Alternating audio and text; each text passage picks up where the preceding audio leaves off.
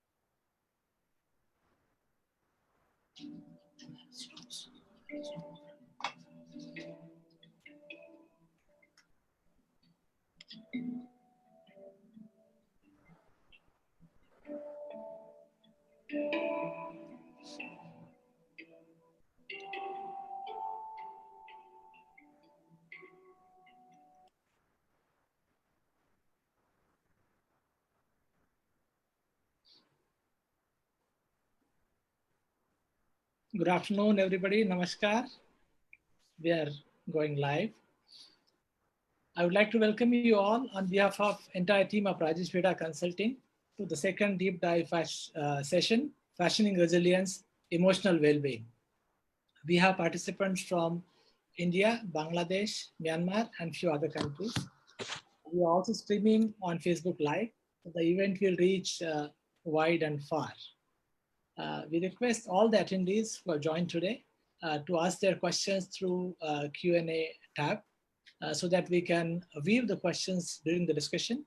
And we also hope to have a significant amount of time available for addressing your questions and making the session interactive. Let me take a few minutes to speak about RBC. We are a knowledge organization focused on fashion industry.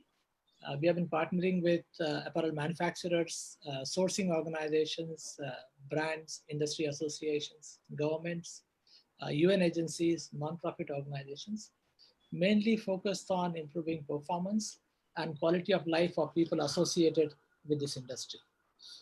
Till now, we have delivered our services in 21 countries, almost about 480 plus organizations, and have been fortunate to touch lives of almost 250 lakh or 250,000 people associated with this industry. Since as an organization we believe in people first, and one of our mottos is 80% human and 20% technical. So when we talk about bringing in change within the organization, it is important that we take the people along, and once we have their trust, implemented technical solutions is just 20% of the effort. So it's very important that we really work closely with people and have our approach human-centric. So the people have been always at the center of these engagements, and it all flows from individual, their performance, skills, productivity, efficiencies, and their contribution to organization's well-being. It all starts from individual well-being. Only if the individuals are feeling well, they have a feeling of well-being, can contribute to organizational well-being and growth, and eventually societal well-being. When our co-founder Manisha and I got talking about the pandemic, we really got concerned about the impact of this COVID-19 on the people associated with the industry and people in general. There were many dialogues with the people in the industry, personal friends, relations, and some of the panelists. We have been talking with each other for a long time, and that's where the deep dive sessions need was felt, and we organized the session 2 weeks back, the first session, and here we are for the second session based on the interaction and the encouraging feedback that we received from the audience and our friends in the industry. There have been several studies that have estimated the impact of a pandemic on business, about job losses and social impact. If you look at India, as per the APC estimate, almost 2.5 to 3 million jobs could be lost in the apparel export industry, which is a significant number. We also, there are indications that about 2 lakh mid-level jobs could be at risk. So it's not only at the worker level, it's also at various levels. As in Bangladesh, as per BGME estimate, about 2 million workers could lose the jobs in Bangladesh, and the situation is pretty concerning. and we've seen sort of the news being covered in various medias internationally as well. We also carried out a study to understand the impact of the pandemic on the business, and our study suggests that orders worth $3 billion are either cancelled or being put on hold by the international buyers, and that is a sizable amount of share of our export business. Some green shoots are coming in, and few buyers are now coming back with newer orders. But yes, this is not a easy challenge to overcome. We've also seen news items of stores closing, bankruptcies by retailers, and factories shutting down in different parts of the world, not only in India. And this has never happened.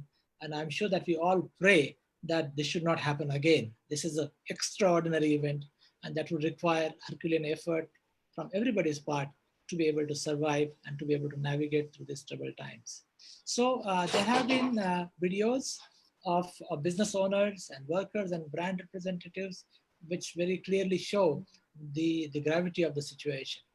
So, and this is kind of a humanitarian crisis and absolutely a very, very distressing situation. So, how do we cope up with this situation? How do we ensure emotional resilience or emotional well being? These are the questions we would like to address, discuss with this August panel here today.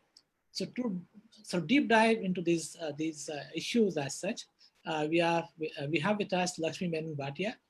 She is a strategic advisor, business and human rights. She has played key role in Gap Inc. As director of global partnerships, has traveled all around the world, partnering with various organizations. And we also have an honor of having her as advisor at RBC. Welcome, Lakshmi.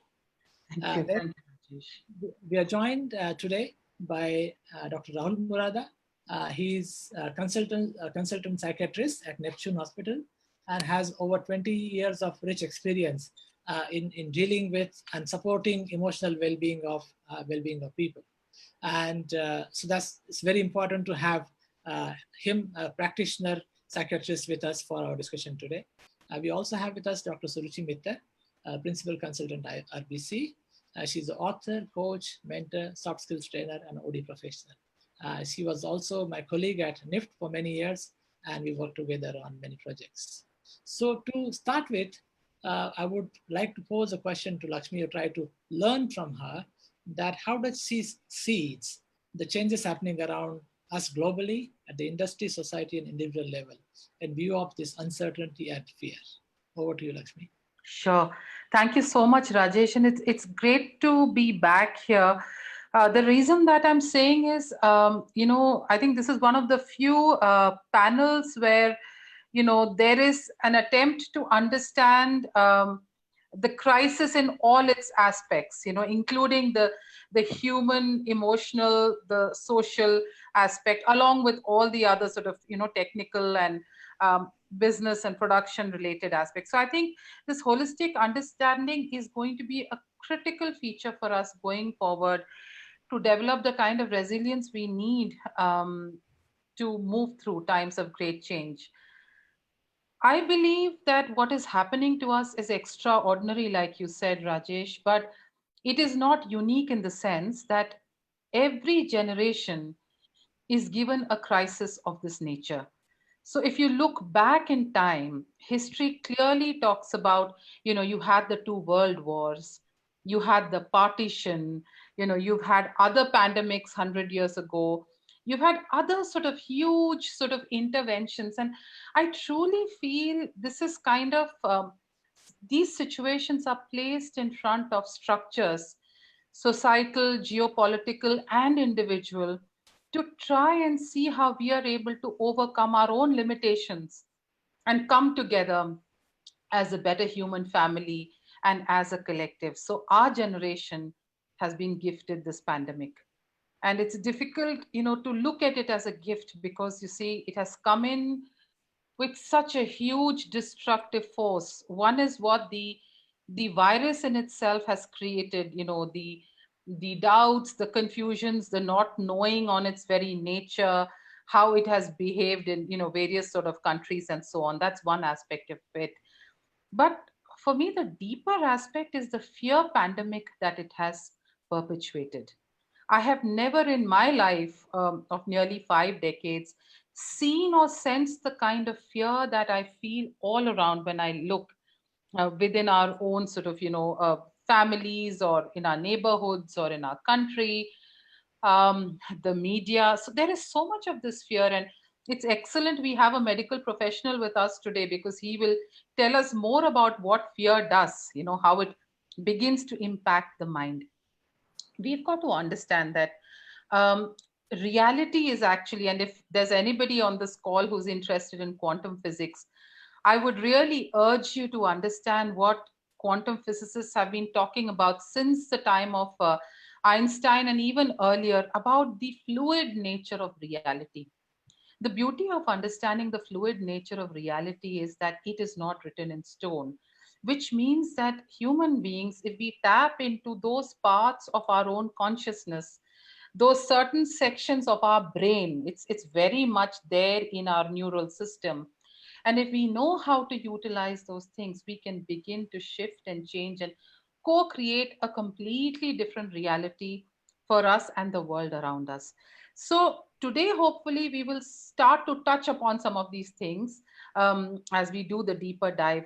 But the point I want to sort of make here and stop, I will stop here, is to say that every crisis carries a gift in its wings.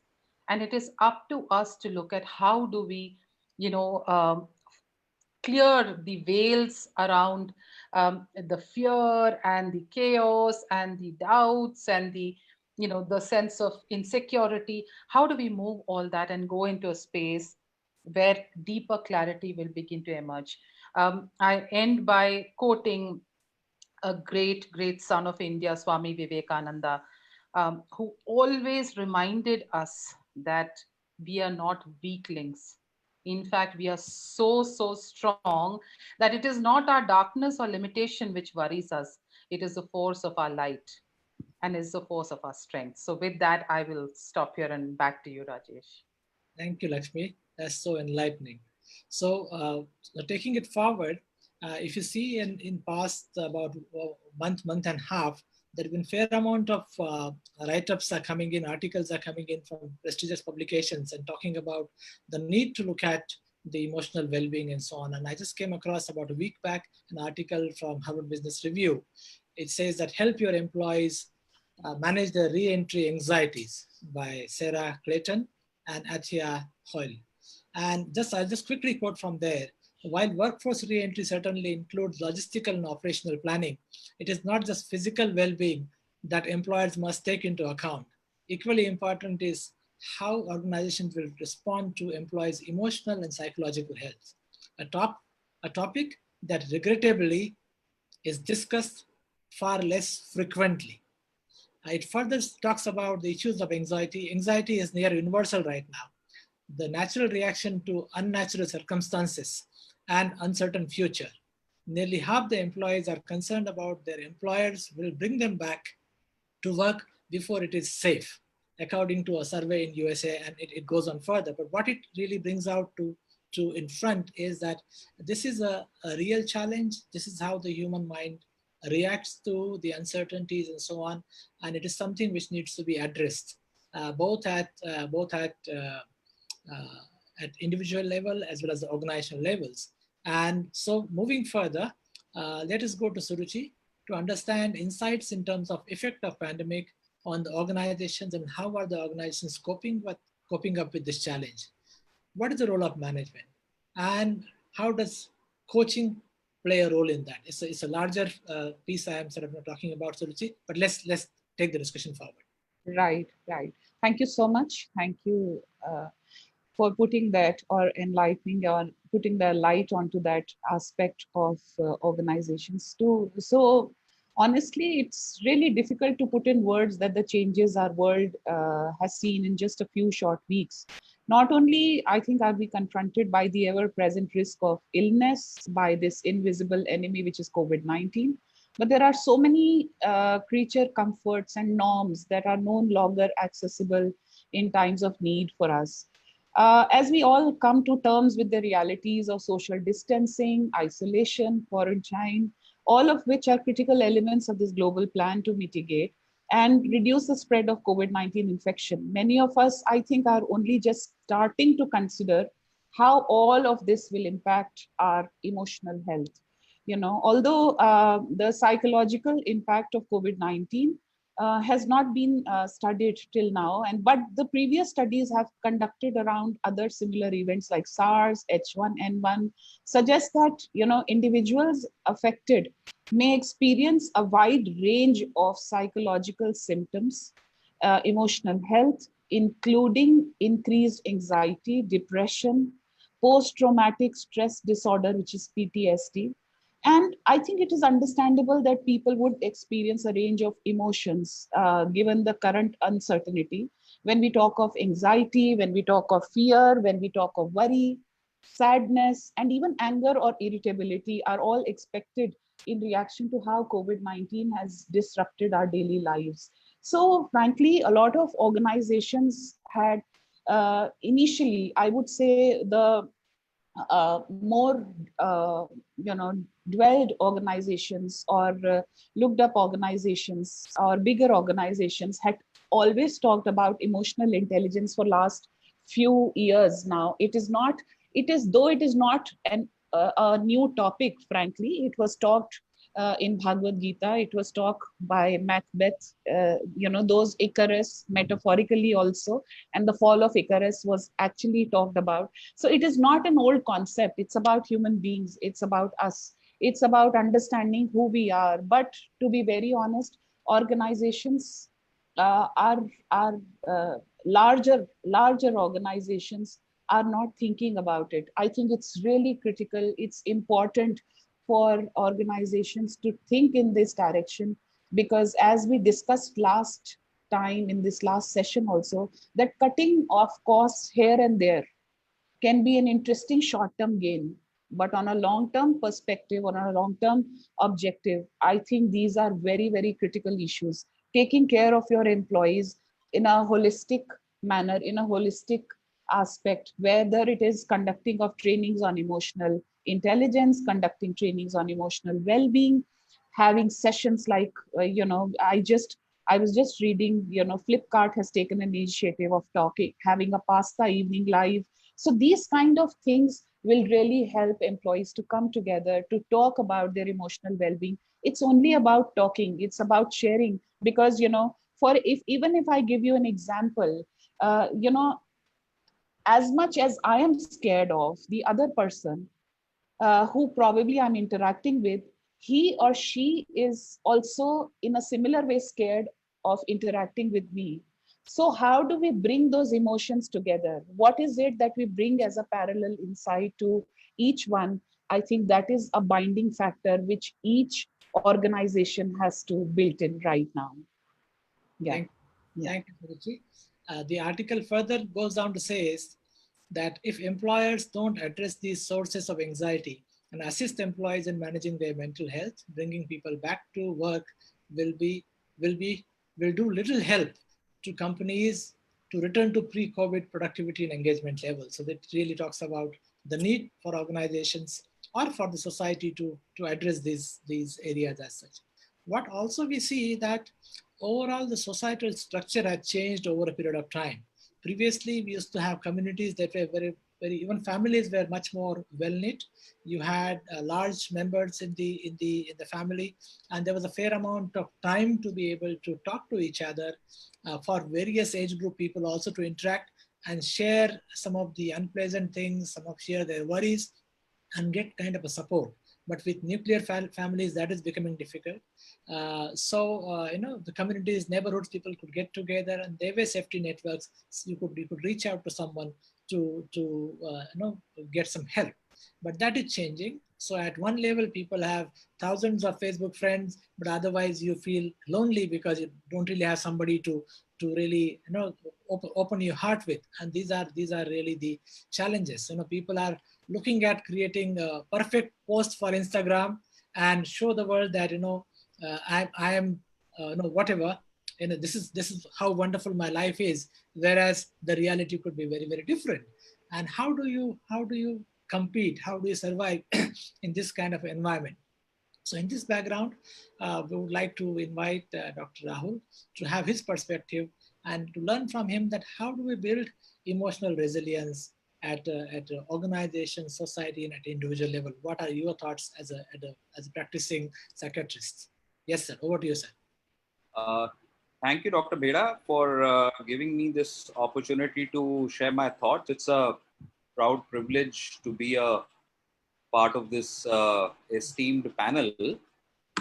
Thank you very much. First up, just taking on from what Dr. Lakshmi was saying at the fag end of her point, I call it the silver lining way of thinking. With every dark cloud, there is a silver lining. Try to latch onto that. Every crisis can be turned into an opportunity, provided you are mindful enough, you're self-aware enough, and you sort of look inwards a little bit and try and capitalize on those positive points and build on them slowly. There is nothing, absolutely nothing that can't be overcome. The human body and the human mind are extremely resilient inherently. It's just a matter of discovering them. So one needs to work with oneself, and just to also take off a little bit of what Suruchi ji was saying in between. In the prevalent scenario, in the current scenario, the manpower resource is actually the best resource. If you have good people who are happy, who are satisfied, who are well looked after, they will invariably deliver the goods that you desire them to deliver. So yes, it's incumbent upon organizations on various management, platforms, that we ensure that the person who's actually at the fag end of that delivery line is kept as what should I say, satisfied, happy, keeps his chin up, so that he continues to perform the way we want him to. So that of course is something that the organizations or people in the HR, etc., will have to look at. Having said that, from the sheer clinical point of view, I come back to my own area of domain. A few words about psychiatry first. It's always viewed with a shroud of mystery. It's always cloaked in various uncertainties. People equate it with black magic. A lot of people have gone on to say that it's a fake science. But the last 30 odd years and the research that has happened has proved all these claims to be completely false. And now, of course, as we understand psychiatry in the present day sort of scenario, is that it's more of a biological branch of medicine. It's much like any other metabolic problem, much say like diabetes, blood pressure, arthritis, asthma. It's just because it's related to the mind and the brain, it's open to misinterpretation because things are not tangible. You don't have a bandaged limb, you don't have a broken arm, you don't have a plastered leg, so it's not tangible, it's not visible, and everybody sort of interprets it in the manner that they deem fit. So psychiatry have been subject to complete ridicule, and of course now we are gradually gaining some amount of acceptance even in the medical fraternity. I like that point. Getting greater acceptance in medical fraternity. Yeah, even in the medical fraternity, yes. I go to the extent of saying that, just to give you an instance, in my own college at KGMC, we had a very funny sort of placement of the Department of Psychiatry. It was away from the rest of the campus a little bit.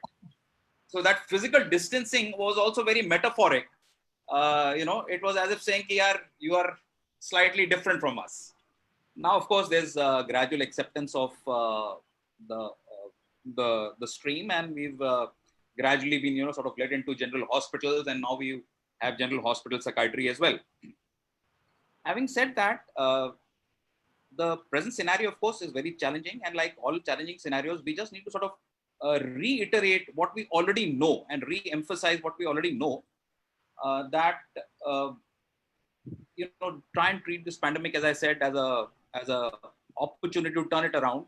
And like you would do with any other crisis, try and sort of work your way through it. And if it, even if it seems very overwhelming, first up, if you were to sort of break it down into small manageable bits, say maybe one day at a time, or the immediate things that are sort of facing you, try and deal with them as quickly and as satisfactorily as you can.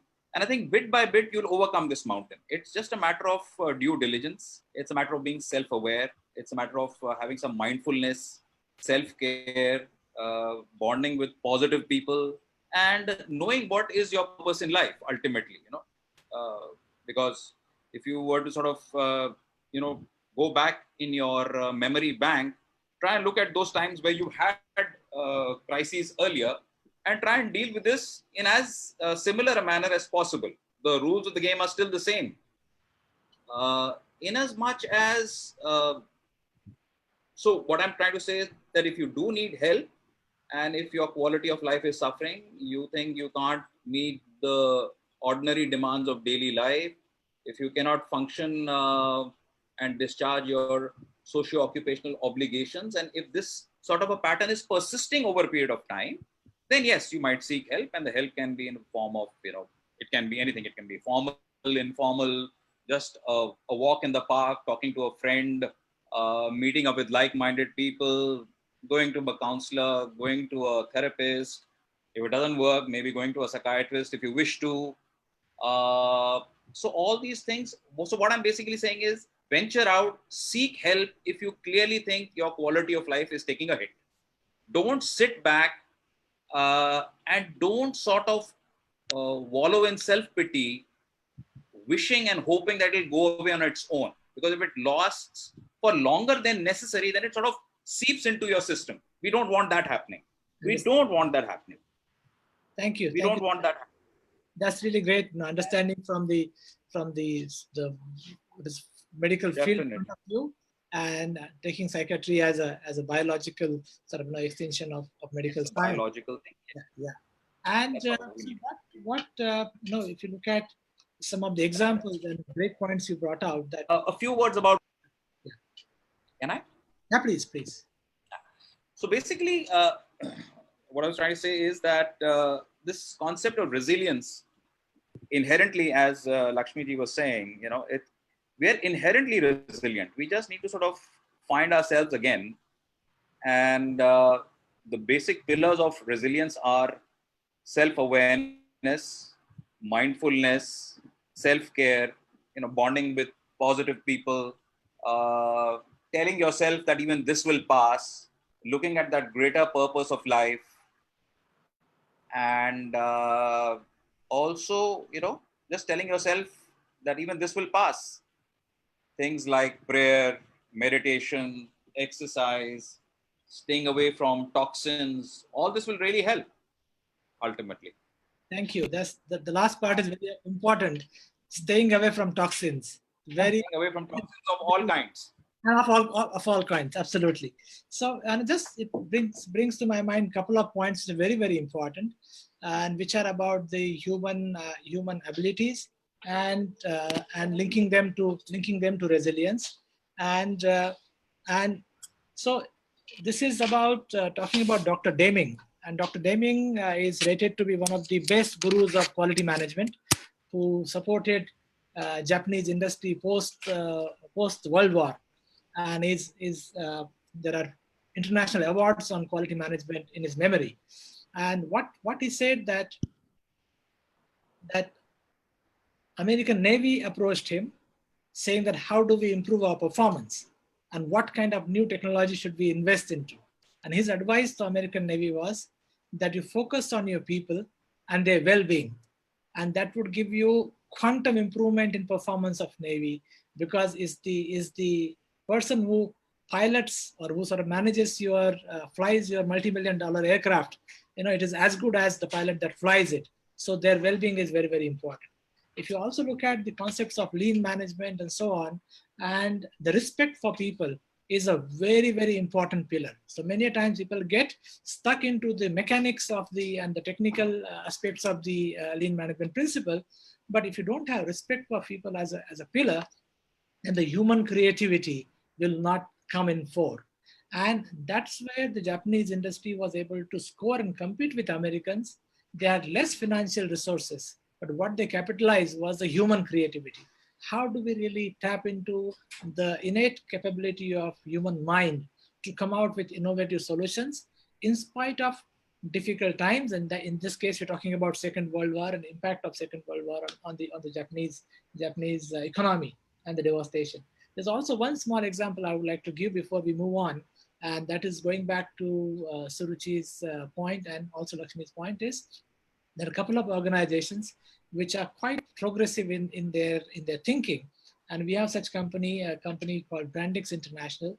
They're a Sri Lanka-based company, owners of Indian origin. They also have factories in India. And I just saw just a week back, they were talking about creating resilience through counseling. And they have a large team of professionally trained counselors who are constantly running helplines for their associates and employees across the countries.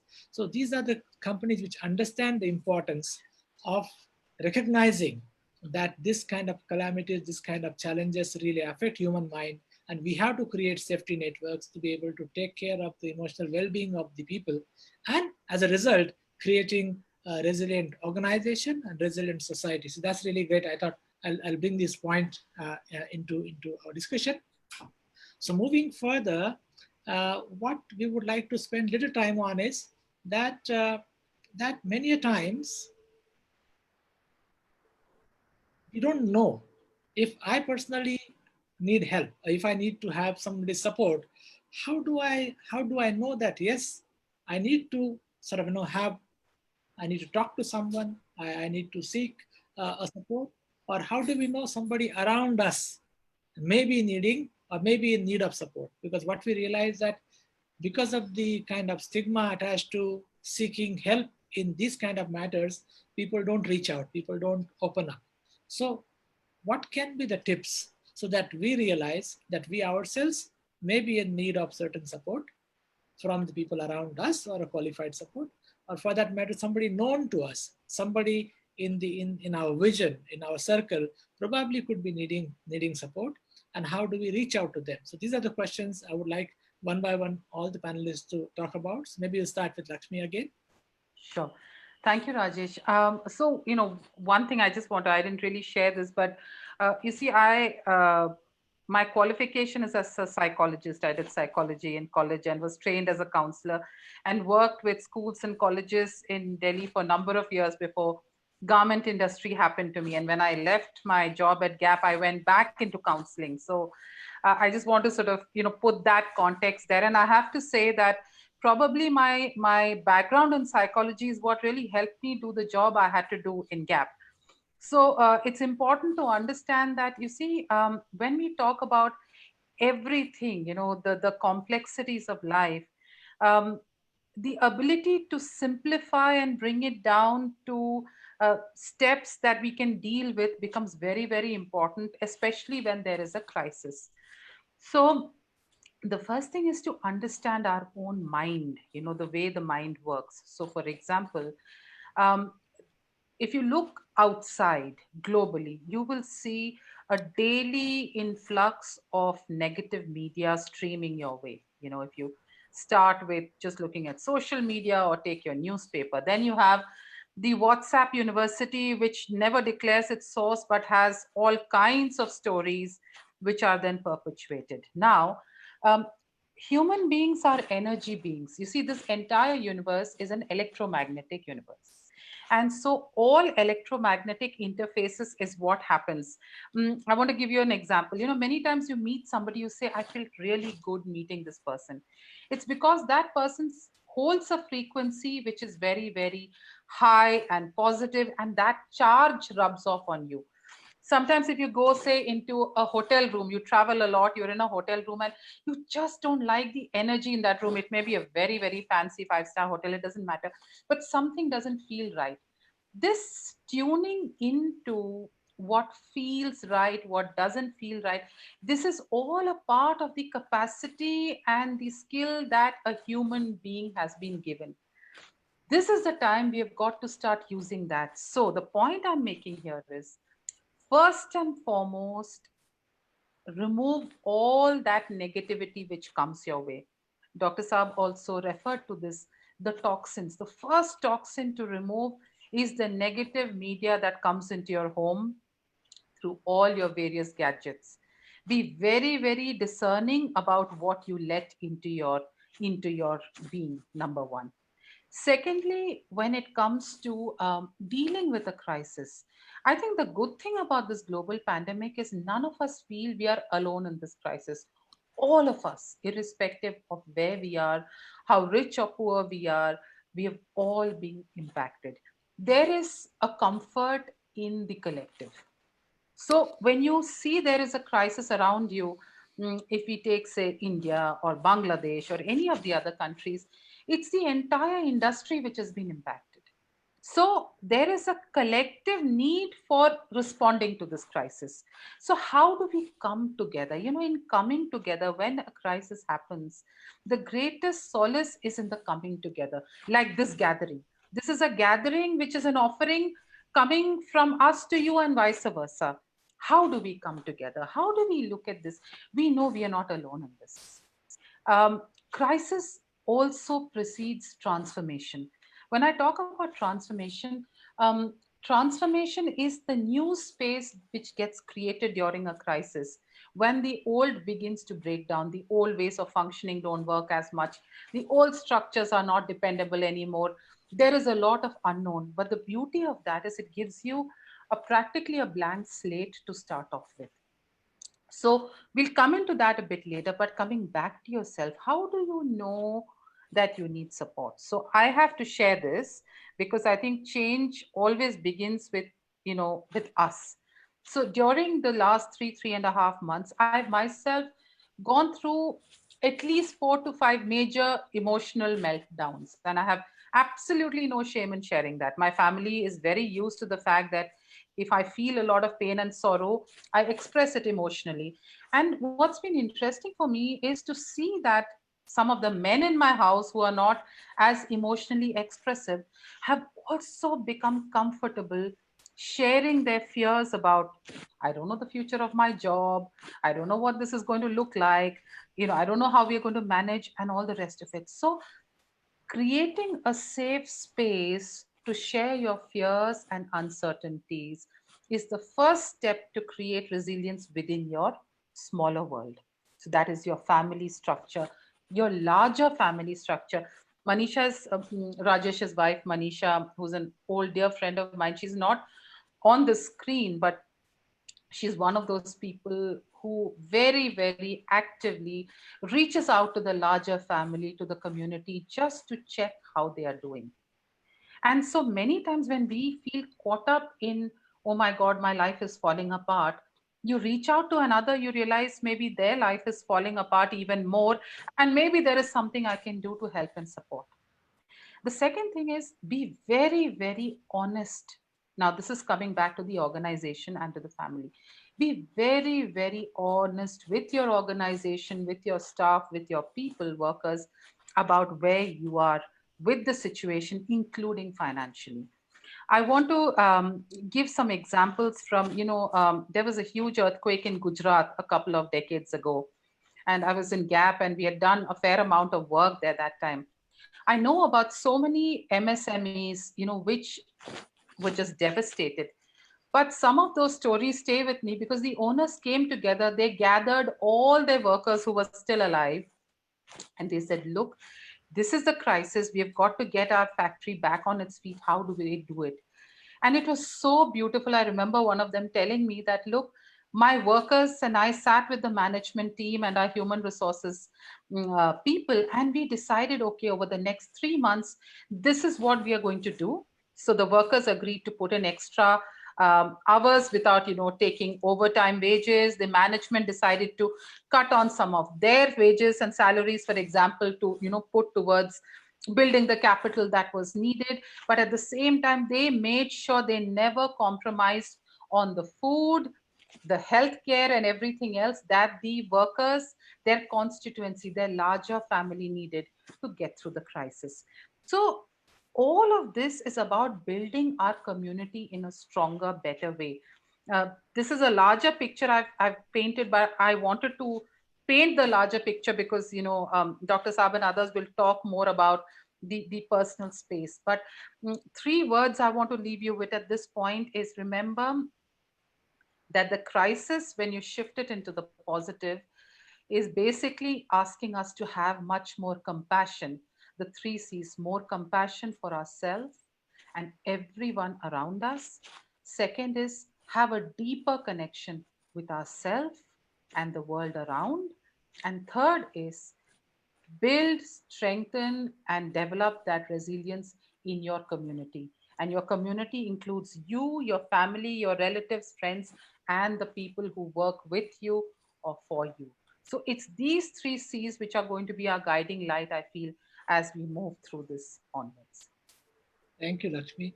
That's great. And the three seeds keep on coming again and again. And that's wonderful. Suruchi, would you like to add to this? Yeah, so I think so wonderfully put that first and foremost, as Dr. Rahul also had suggested, keep away with the toxins. A lot has been talked about toxicity and toxic people also.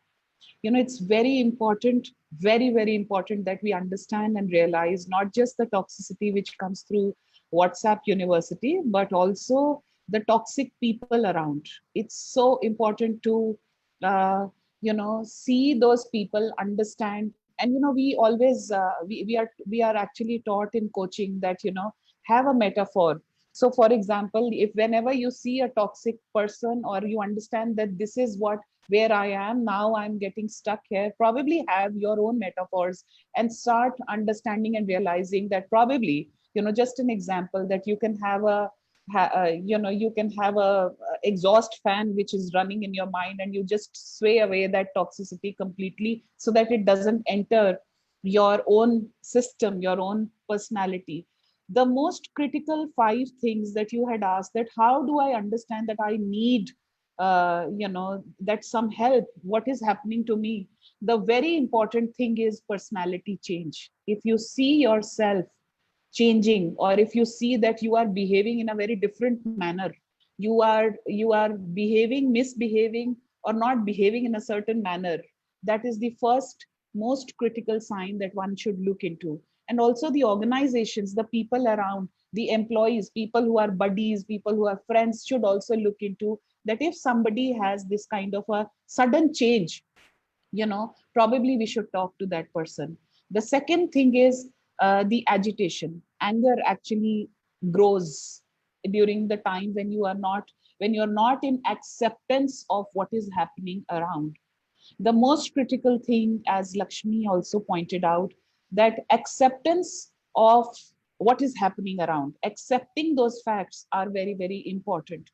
The third thing which I feel is that whenever you feel withdrawn, you withdraw from not participating in things, you are withdrawing yourself to taking some kind of initiatives, etc. You need help. I think you need to talk to somebody.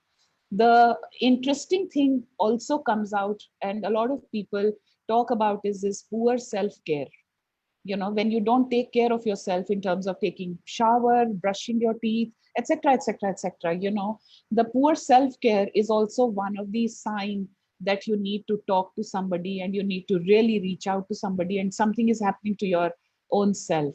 And hopelessness, hopelessness is the last point that I really want to say, that you don't feel good in any of those things, you don't feel good in anything, you don't see any hope. And so what I feel, what I really want to put it across also, is that one feeling of contentment. When you feel content, or when you don't feel content, you have to talk to somebody.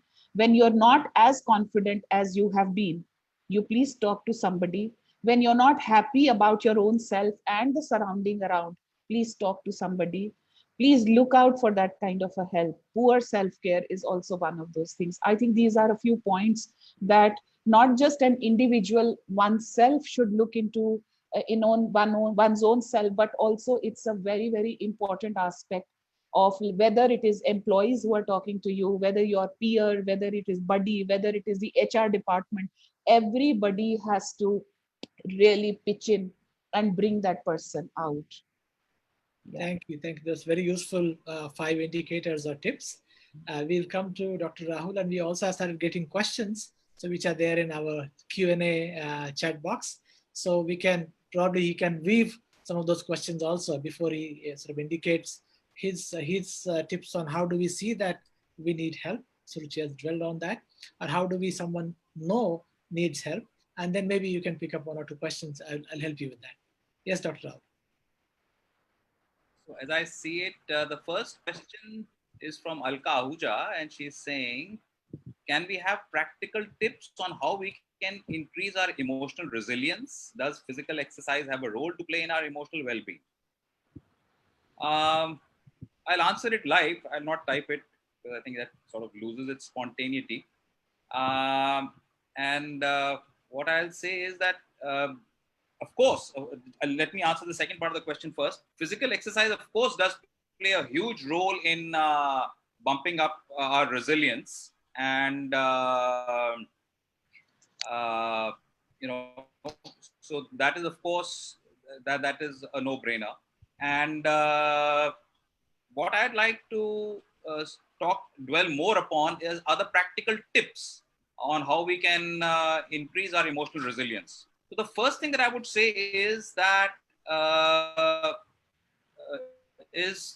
we need to be more self-aware and be more mindful.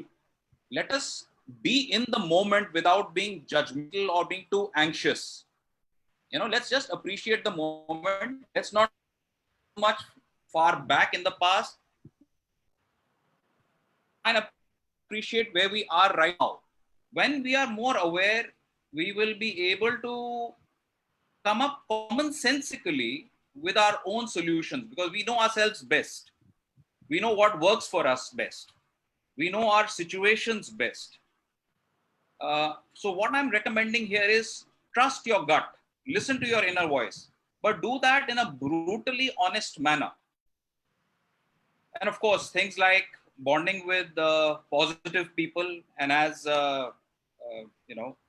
Lakshmi just said, or Dr. Suruchi just said, who is toxic for you. You know who is not. You know where you're comfortable. You know where you're not. Trust your gut. Trust your gut and then go with it. Go the whole hog, but do it in as honest and brutally honest manner as possible. Yes, truth is, sort of cleansing. It's also very empowering, and slowly it will enable you to overcome these challenges over a period of time. There's also a question from Aditya, where he's asking Dr. Murada, what role does social media play in our emotional well-being?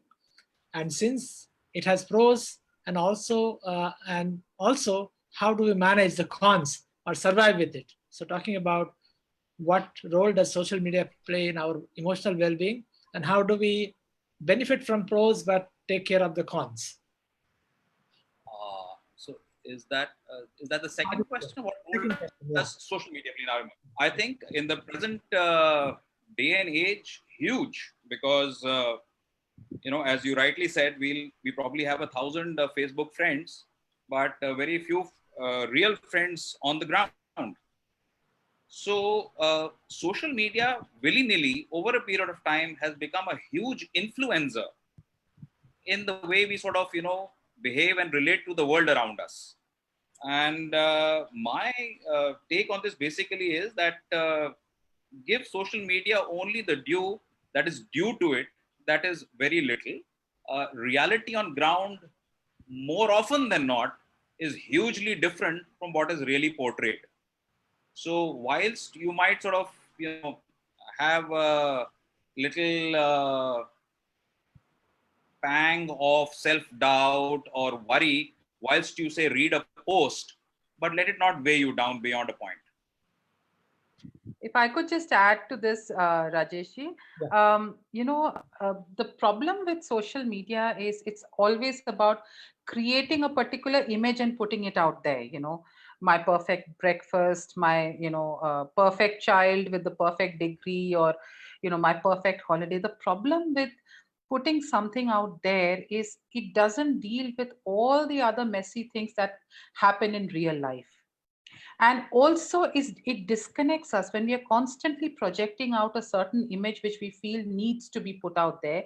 We are disconnecting from the reality of who we are.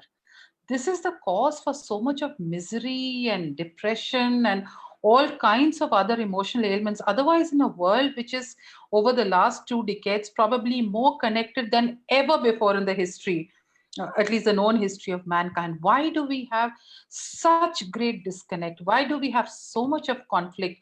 Why do we have all kinds of violence happening? So something just like Dr. Rahul said, we have probably started worshipping the false gods. And it is time for us to re-look at what is really eternal. What are those simple, basic human values of love and respect and connection and positivity and respecting nature and all that she holds, and the more traditional ways we lived our lives before technology and all these sort of trappings of this modern lifestyle took over our life. Because once we came into the rat race, it's like you've been on a treadmill. It's very difficult to get off. The good news is somebody has pressed the pause button and the treadmill has stopped. Now what do we do? I But think that is a question each of us has to put to ourselves. that's a great expression that somebody has put the pause button, make use of the opportunity, and get off that treadmill which doesn't allow you to. What has happened is that people are getting stuck into instant gratification, and we are only able to see. Many times they say, I used to be involved at Fashion Institute for about 1.5 decade, the fashion world. And they say there's actually 99% perspiration and 1% inspiration. But what you see is a culmination of a ramp show, which is so glitzy and glamorous and so on. And many times people don't realize to be able to go there, the path is really, really treacherous and you have to put in so much amount of hard work. And without that labor, that fruit doesn't come in. But many times that is not seen, that is not visible, and people feel that okay, I can be instantaneously, I can have sort of a fame or name and things like that. So that is something very, very important, that how do we look at these things and understand that life has got something more than just those moments of instant gratification. Meenakshi has a question, and she says that how can we help people to navigate these times when they have lost their jobs and during due to the pandemic or during the pandemic, and we of course talked about these big numbers. So Meenakshi just shared a question, but it represents large number of people across the globe, not only the South Asian continent. What can be our advice to people who are momentarily have lost their livelihood or job? Open to any of the panelists, and I So, will add a little bit. Suruchi, do you want to go first? Okay, okay. So as I think we had mentioned this in our last session also, we started discussing this, that what is it that one can do, what is it that one can think of. We talked about gig economy. We talked about how the resources will be now appreciated more with their experience, and how they can come into the organizations, bringing into a like a project work that they can do, and then they can move on in their lives. They can actually take it up as a sabbatical leave.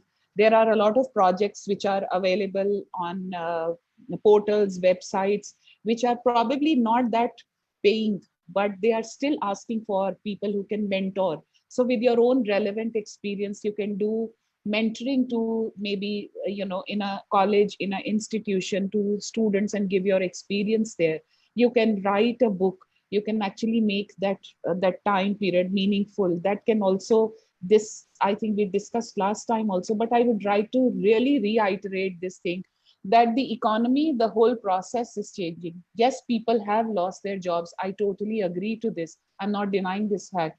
So, but people are also aware. So there are portals like back to work, bouncing jobs, etc., etc. These kind of portals are also coming up. You see a lot of people on LinkedIn who are actually calling for people who can mentor students in colleges. So I think these kind of things one can actually look in for, and of course wait for their turn to understand when they get good projects based on their experience. And believe me, now the industry will be more open to pay for your skills, because they are also moving away from permanent workers or the permanent employees and then giving them gratuity, etc. So this is from my side. Yeah.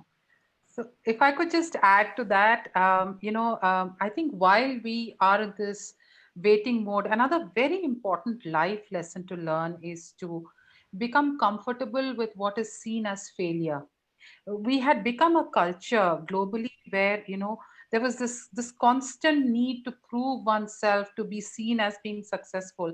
And now on a global level, we are facing what would be defined as failure on so many levels, including losing our jobs, or whatever it is, our companies sort of getting impacted. And it's across the world we are seeing this.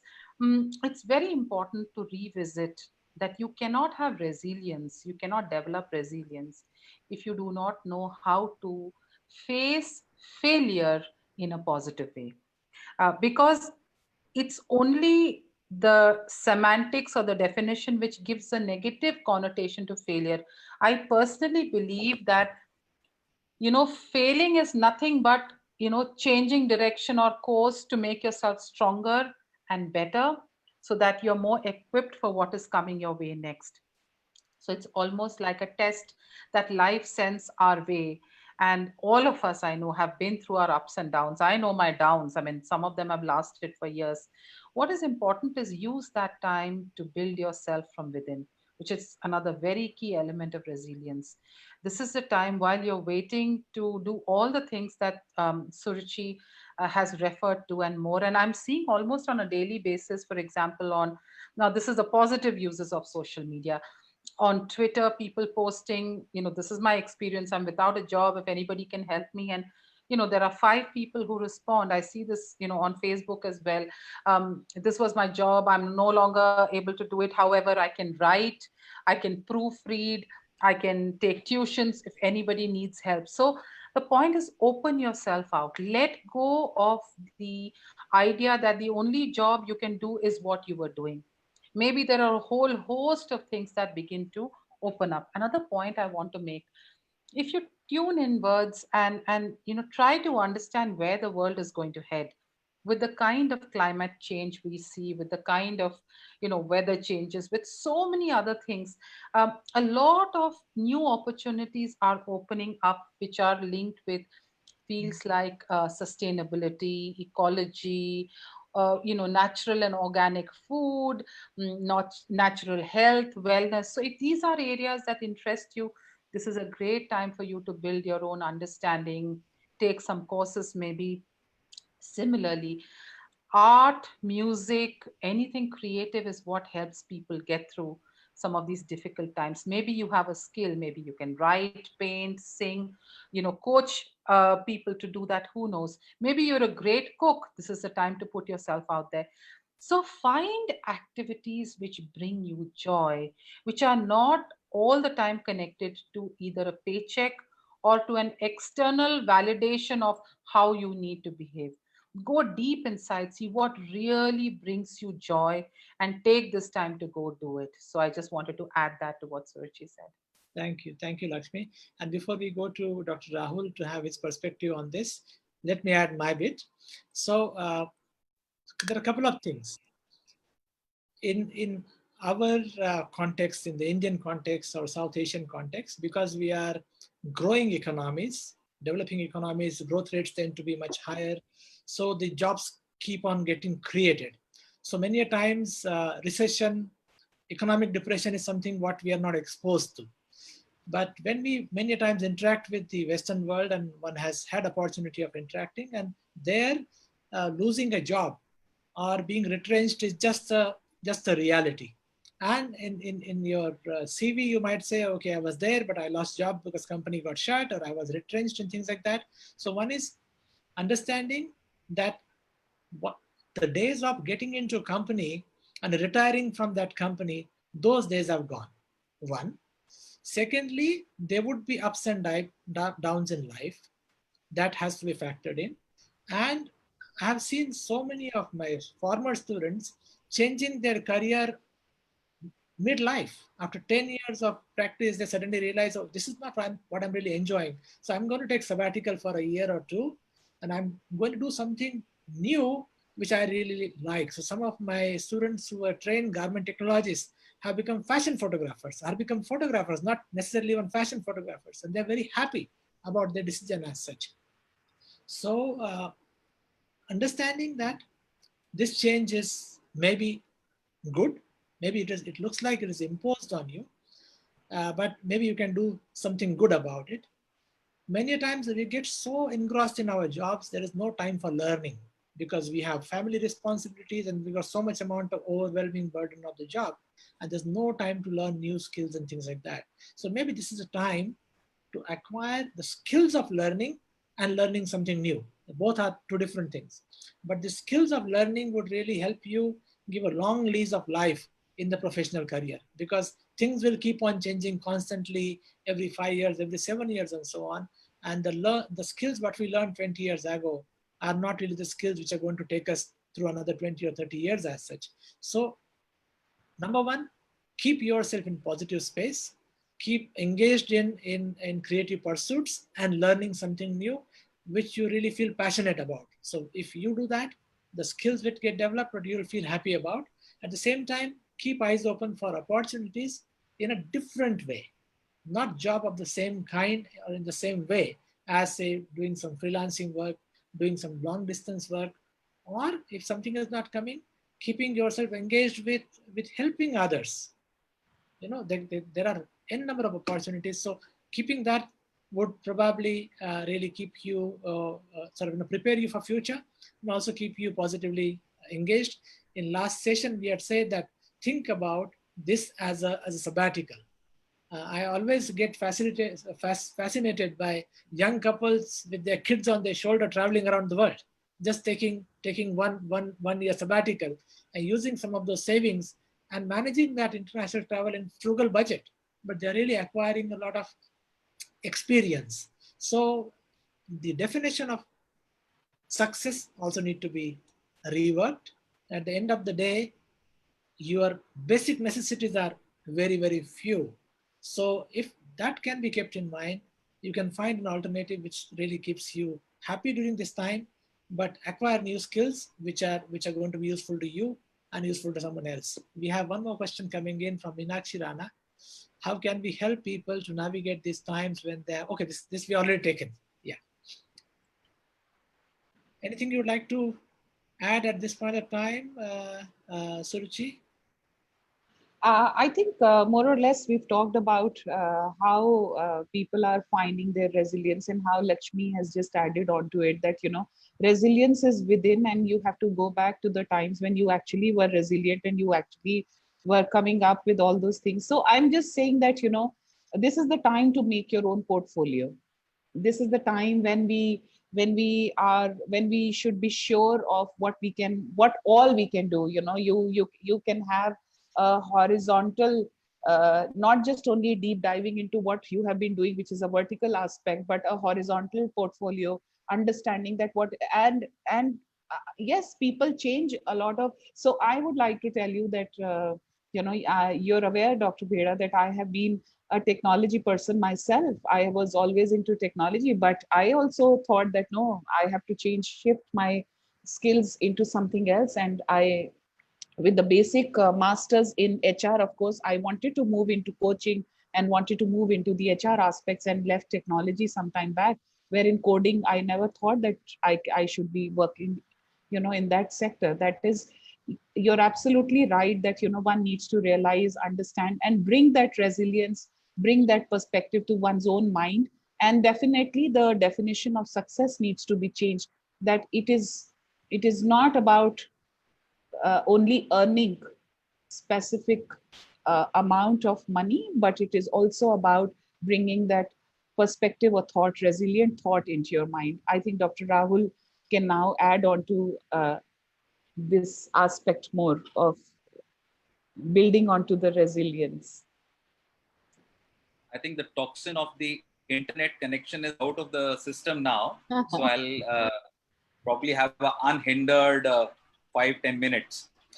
Adding to those three C's that Dr. Lakshmi was talking about, I'd like to add the fourth C, the C of common sense.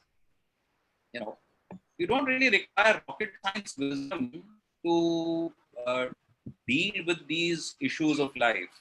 And also deriving once again from what she talked about, simplification. I very often tell my patients, remember the maths equation in your school. The maths equation in your school would be simplify the equation. You get marks for simplification. You get marks. Otherwise, human nature, the world around us, the way situations have sort of developed over a period of time, we have made things complicated for ourselves. In fact, the catch is to try and simplify them. Very often the solutions are in front of us, but we'll go around in a roundabout manner, complicating it when it shouldn't be so complicated. Coming back again to the concept of developing resilience, I think at the heart of it is being self-aware, being mindful, spending good quality time with yourself, and introspecting with a degree of, I dare say, brutal, honest introspection, putting the cards on the table and seeing things the way they are without being too judgmental or anxious. And then, of course, trying to apply it to the present situation. And let your own gut, let your common sense be your guiding light. Anything that inherently you feel is not going to work for you, do give it a go. There might be a little more than what meets the eye. But if after due diligence you think it's not working out, I don't think you should pursue things beyond a point when they're not giving you that that degree of comfort within you. Your inner voice will tell you that whether you're on the right path or not. You do not require rocket science wisdom to do this. You require a good, solid, honest gut. Look within yourself, see where you're going. Try and be as objective as possible if you can be. Otherwise, please support a good sounding board. Bond people who are positive in their outlook, and in a very collaborative manner, try to discover that purpose of life that you think works for you. And it's been very rightly said, both by Dr. Suruchi and Lakshmi, that it's not just the paycheck. It's that feeling of self-actualization, as a famous psychologist, you need to feel good about certain things, what you're doing. Nothing beats that feeling. A paycheck is important, no doubt. I'm not denying that fact. But it's not the be all and end all. I call it the sense of peace and not the sense of happiness. All there is that sense of restfulness in this world of restlessness. We are hankering after restfulness. We want rest. We want a closure. We want कि हाँ यार ये चीज हो गया ठीक. अब हम इसको we can go ahead with it. Thank you, Dr. Saab. I would like to just add a small perspective here, and which is again at an individual level, at the organization level. Many times we find when we visit factories and so on, and we find that the work is happening at a very slow speed, and you don't see a hustle and bustle what is expected out of a manufacturing enterprise or any other organization. And when it is asked, people say that, oh, we don't have currently too many orders. So as a result, we are really going slow. And so it is okay. So the response to that tends to be that what alternatively you could do, that if you have only 5 hours of work a day, instead of 8 hours work a day, you do 5 hours of work at a standard speed, maintain good practices, good rhythm, and use remaining 3 hours for developmental activities.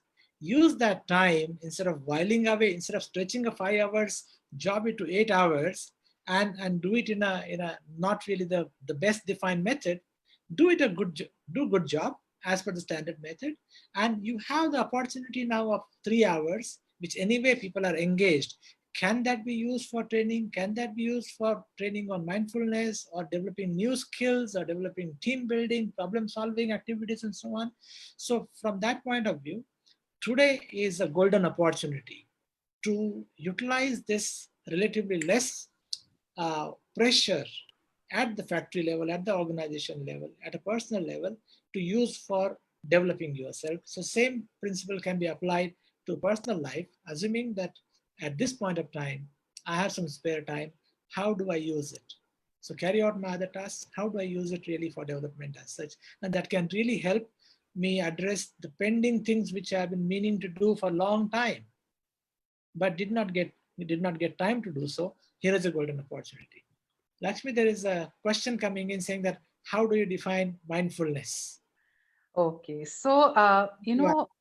yeah, and I'm going to take both. There's one after that about self-awareness and Mhm. how does one know one is self-aware. So I'm going to sort of address both of those together. I think the whole thing about mindfulness, it starts from the mind, from watching the way your own mind works. Many times, if you see, especially nowadays, and this is not just post-pandemic, but before, even before, I think post-pandemic gives us the opportunity to reflect. You will see that the speed of thoughts in your mind is very, very fast.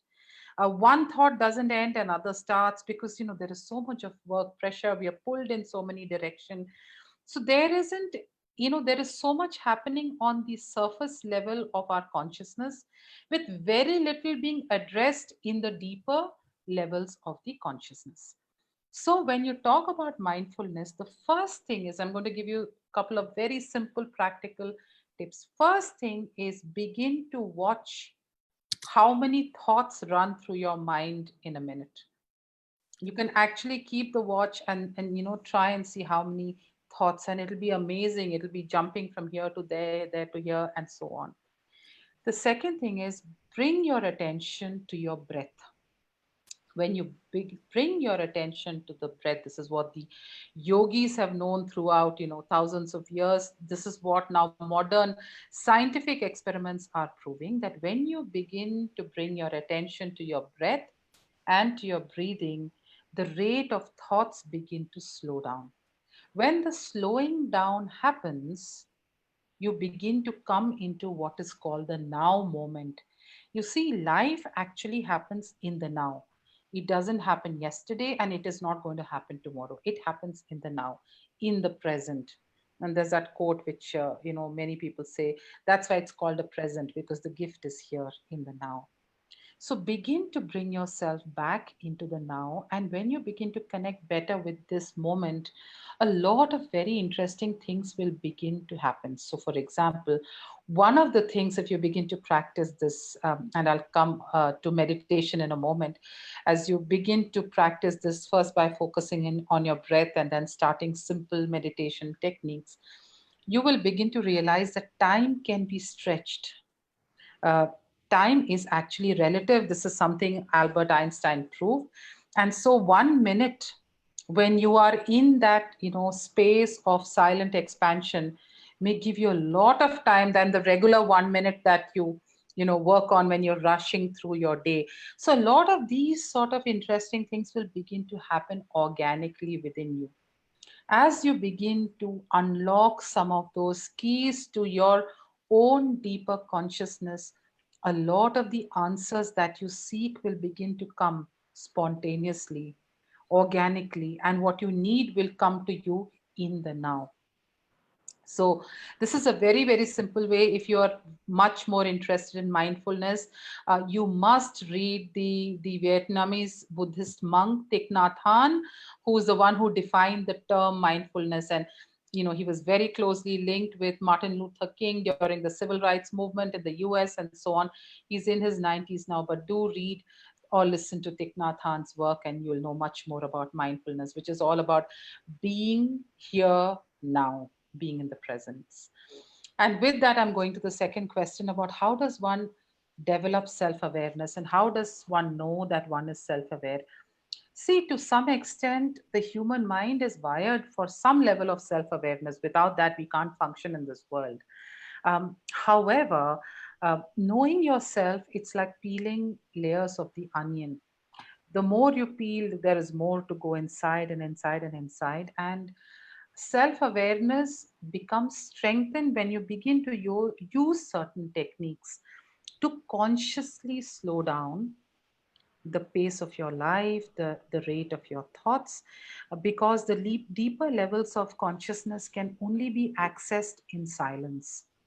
And so here I want to talk to you about meditation. Many of you may be doing some meditation, and if you don't do meditation, this is a great time in this sabbatical, like Rajesh says, to start off with simple techniques. There are a lot of resources on the internet, or if you go onto YouTube, there is beautiful guided meditations with lovely music. You can have it for 5 minutes, you can have it an hour, you can have it while you sleep. It's all there. Go do your little bit of research. Start to actively slow your mind. Many times the mind is like a sponge. It's not just your thoughts, it could be the thoughts in the field around you. So for example, if you're in a factory with say 500 people, you're in an energy field where 500 energies are constantly interacting and exchanging thoughts and ideas. And so if you have a day where everything is going wonderfully well, you may feel very elated. If 500 people are undergoing stress, that's going to impact you too. So begin to understand how the energy body of the human being interacts with the world around. Begin to understand how this impacts our mind and our emotions. Consciously switch. Many times when you feel a little low and not feeling great about things, consciously switch. So one of the techniques I do, I'm a huge old romantic movie buff, and I love old music as well. So when I'm feeling down and out, I'll probably go and watch those 2 or 3 movies which I might have watched 100 times before, because I know when I watch that for a couple of hours, it's going to put me in touch with a certain emotional field which makes me feel good within. So music is so hugely healing, whatever you connect with. If you have pets are great healers, so connect with your dog and cat, and with the bachas, and feel the love and joy. All of that will make you become more aware of how you're not just an independent unit, you're a part of an interconnected universe. And nature is one of the greatest healers. So if you don't have a garden, also get some pots, start planting and germinating seeds. See how life grows. As life grows, you will begin to see certain parts of yourself also begin to emerge and grow. I have to share this, that many people are reporting, I do a little bit of soul coaching by the side as well. So many people are coming and reporting to me that they have suddenly developed new skills which they didn't even have know that they had. And this is not that they've learned something, it has happened almost spontaneously, because as they're accessing deeper reaches of their subconscious, there are a lot of gifts there. You'll all know that the pearl is always found in the depth of the ocean, never on the surface. So yeah, I'll sort of Thank you. pause there. Thank you, Lakshmi. So just the next question, maybe I'll try to take it. It's from Garima. And it says that building resilience has a lot to do with reducing occupational stress. We must create a culture of positive environment within workplaces, from management level to workers, to bring in resilience. How ready is the fashion industry to imbibe this? So, okay, let me take it this way, that there's nothing special about fashion industry as far as this challenge is concerned. There are certain organizations which are quite good. Which, number one, they recognize that we need to build resilience, and the management is aware of the need to work on this. And such management and organizations can be found in fashion industry. They can be found in other industries as well. So I would not really say that fashion industry is unique in terms of doing it or not doing it. Just to give a quick example is that many a times people feel for you to succeed, you have to step on somebody's shoulder. You have to push somebody down to be able to succeed. And is management promoting that kind of a culture? Or is management creating a culture of cooperation and interdependence than competition between the teams as such. So the whole concept of teamwork is that we win together. As an organization, we win. As a country, we win. But if we keep on pulling each other's legs, then it's going to be that story of the crab exporter who did not put a lid on top of the bottle saying that's the Indian crabs, and they would not be able to go out because somebody would pull the leg. Just keeping that sort of humor aside, it depends on how does the organization and leaders really help people to work together to a common goal where everybody is able to play to their inherent skills and strengths. And at the same time, you also help them develop new strengths as per the need of the organization. And there's also a very interesting book, maybe some of you have seen, and it's called The Fish. It's a very small self-help book, The Fish. And it talks about the lady manager who's given a department which is called Toxic Dump, and how she converts that toxic dump into a department where there's so much amount of vibrancy and people really turn around. And it talks about how people can work together and really enjoy, and the kind of life lessons she has brought in there. So from that point of view, a lot depends on the organization. And I'll just bring in a small sort of example, and then we'll move on to closing remarks from all our panelists, because we're coming closer to the end of our session. That many years, almost about 12 years ago, we started our work, consulting work in one of the factory. We talked about these concepts of teamwork, working together, internal customer orientation, and so on. And my promise to the team was that the business benefits will come, no doubt. But what I would like to make a commitment to you is that your enjoyment quotient of working with each other will definitely improve. You will find your working environment will definitely improve, because the reasons which cause stress, we will try to eliminate those. Because stress comes in, people start becoming jealous, or people start sort of saying wrong things to each other because there are too many things going wrong. And they find that I'm doing my effort, but somebody else is not putting in. But all these problems are actually created by system. So if you are able to strengthen the system and eliminate the causes which create stress, automatically as a human being, you would like to work in a more enjoyable fashion, where you're able to have humor, you enjoy each other, and really encourage each other. So as long as the management is not making you compete against each other, and give the rewards only for the ones who are able to step on somebody else's shoulder, and encourage teamwork and guide people to play to their strengths, I think the fair amount of stress from the organization can really go out. As long as we are transparent, we are able to talk to people, guide them together, definitely there's no need to go there as such. So there's also next question saying that from Shivani, that during these days, that because family members are together, many times they tend to be irritable to each other. And the question says, how do we teach them tolerance? So I'll bring it to Rahul, Dr. Rahul, even though just wanted to say that there's a word, how do we teach them tolerance? So can you teach tolerance to someone? Well, it depends on the hierarchy of the family member. If it's somebody who's junior to you, maybe clear-cut instructions of, letting everybody have their own space and time to sort of vent out and, sort of guide them through the whole process in a very collaborative manner, help them along, enable them to sort of de-stress and develop a sense of tolerance. And if it's somebody higher up in the hierarchy of family, well, at least in the Indian setting, you start to, tolerate them first, and maybe, put the cart in front of the bull and lead by example. And themselves, if they've reached that stage of life, they'll take a cue from what you are doing and sort of fall in line. Absolutely, that's a great way of putting it together.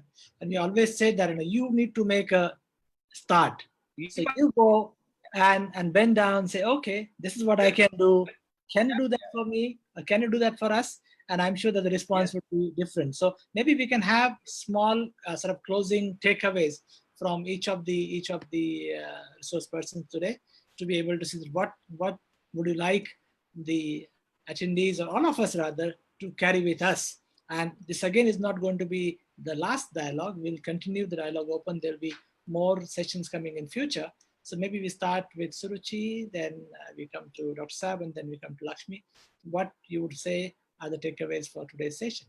Yeah, first I would like to briefly just add on to Garima's question, which you answered, Dr. Bheda, that, how resilience can be brought into the organizations. I would just like to assure Garima that a lot of organizations are taking very, very interesting steps towards it. There are people who are doing purposeful training or mindful trainings, etc. in the organizations. There are employee assistance programs that, a lot of HR are conducting themselves and also hiring outsourcing people. We at RBC also conduct these kind of assistance programs for not just fashion industry, but also for other industries like food, IT, etc. These are very interesting culminating programs which actually help the employees to understand who they are, why they are here, etc., etc. And they actually have an impact not just on the transformation of people or employees, the culture of the organization, but also they built in or add on to your business profits. And it makes a lot of difference when you have these kind of specifically adjusted or targeted employee assistance programs which are run by various organizations as well. So that was one part to Garima's question as well. The takeaways from here for this session, I would like to give five points here. If you're not feeling confident, if you're not feeling content, if you have a feeling of hopelessness, I think the first and the foremost thing is avoid the toxicity. Avoid toxic people that you have around. Remove them from your system. Take good care. Take good self-care. And these are the symptoms that in case you feel all of that, just pick up your phone, not for WhatsApp, but to talk to somebody. That's all. Thank you. Yeah. Dr. Rahul? I think very well said by Suruchi, leaves very little else to be said. But what I would basically say is keep the hope, keep the faith, do not get hopeless. Mankind has been tried earlier and we've come out triumphant, and even this shall pass. Keep your chin up, keep digging into your resources, keep looking within, try and adapt to the best of your ability. And as she said, if you can't cope up on your own, there's no shame in enlisting support, seeking help, whatever sort of suits you. So if you want to talk to somebody, you want to go to a psychiatrist, you want to go out for a chat with your friend in the park or a cafe or whatever, of course, keep social distancing in mind, stay safe, and I think God's on our side. He'll bail us out. Wonderful. Thank you. Thanks a lot. Lakshmi? Yeah, so I want to say that, in terms of looking at the whole issue of simplifying life, conserve your resources. The lockdown has also taught us how little we can actually manage with. What is really critical at this time is good, clean food. It's good, clean media. It's the real connections with people, not just the virtual ones, even though it's happening through virtual means, but it's about real conversations, like Suruchi said. Also, let's go back to what our parents and grandparents' generation did, which was about sharing. A shared economy, I feel, is going to emerge. Feel free to share, whether it's your clothes, your saris, your gadgets. It's interesting now, I'm beginning to see in our local resident welfare association group how people are asking, do you have an extra mixie to spare for a day? I've got a couple of cookers which can be given. When we begin to shift from this consume at any cost to a far more mindful way of living, which is gentler on the planet and on our resources, we'll realize that this fear about, oh my god, how am I going to manage financially, this fear about the future is going to come down a lot, because you'll realize, यार मेरे आसपास लोग हैं, if I reach out to them they will help, and people do help. The beauty about suffering, it's sad, but sometimes the suffering is something that actually opens your heart and you want to reach out and help the others. So we've had wonderful positive stories coming out during this crisis, at a scale we haven't seen in a long time. And then remember that you are what you put out in this world. So reconnect with your joy, spend time in nature, become like a child again, reclaim your innocence, go back into your heart, dance like a child, free yourself out. Dancing every day just to let out all the energy is such a positive therapy. And you don't have to be a great dancer. Put on whatever music you like and move. you know um, do all these things which bring you, cook for your family, all the things you couldn't do when you didn't have time. Do that with love. Whenever you do any duty, any action with love, it becomes purified, it becomes sanctified. And I think we are going to go into a much more sacred, sanctified way of living, loving, and connecting with each other. So with that, I will say thank you. That's wonderful. So to bring it together, just a couple of thoughts from my side. I don't really need to add because very well put sort of shared by all the panel members. Is that what Lakshmi said, that these are the times, do things which you don't get time to do for, and movies. So we try to go to old comedy movies, great humor, clean, and you watch it. I watched it with my son, my wife Manisha, and we really enjoyed. We watched Angur, and it really made us so happy. So there are so many things which you can really help sort of to really feel pure pleasure. So you can do that. What Lakshmi has also said is that for quite some time now we are realizing that the way the human race is living or was living on this planet is absolutely non-sustainable. And this pause button probably is giving us a glimpse. Should we want to learn from it?